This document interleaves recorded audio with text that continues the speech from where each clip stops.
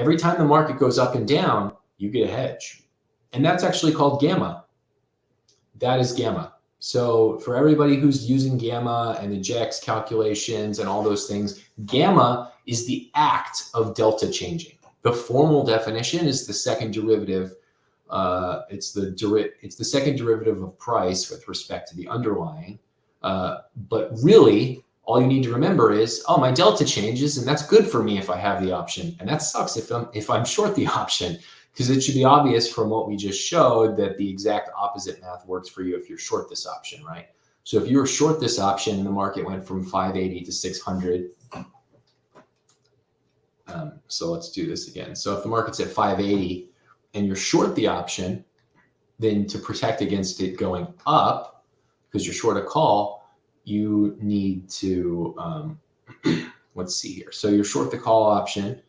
So to protect against the market going, what you just said, sorry. So LJ, quick, gonna hit your question. That is gamma scalping. That is the difference. That is the definition of gamma scalping for a market maker. There might be some people who are day trading based around the JEX numbers, based around the kind of open interest numbers and the key reaction levels that are published by MenthorQ, but the technical definition of gamma scalping for a market maker is what I just showed you.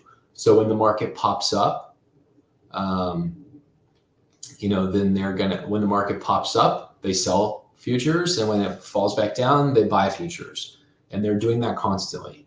You're scalping your gamma, and every time it moves up and down and up and down and up and down, you make a little bit of money. So the question is, but the problem is you have to pay premium for that option.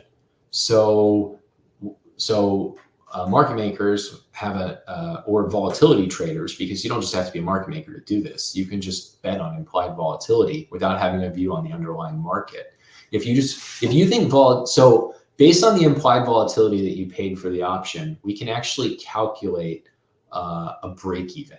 And you'll have to bear with me here. I forgot to do this calculation in advance, but I'm 95% sure that the official formula, we'll check if this is correct, is going to be equal to implied volatility divided by the square root of, in this case, 250 trading days or 252 trading days times the underlying price.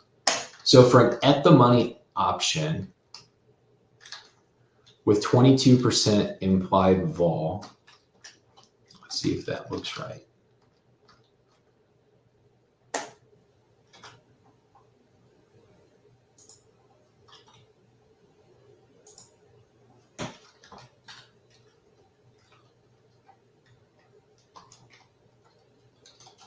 I'm just going to double check my math here.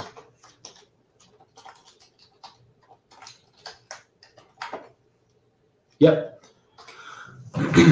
So for an option, if we buy an option with implied volatility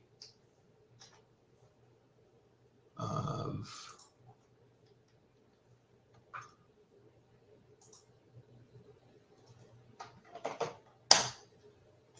we'll need the option to move 1.386% every day if it's got 22% implied volatility on average for us to make money gamma scalping.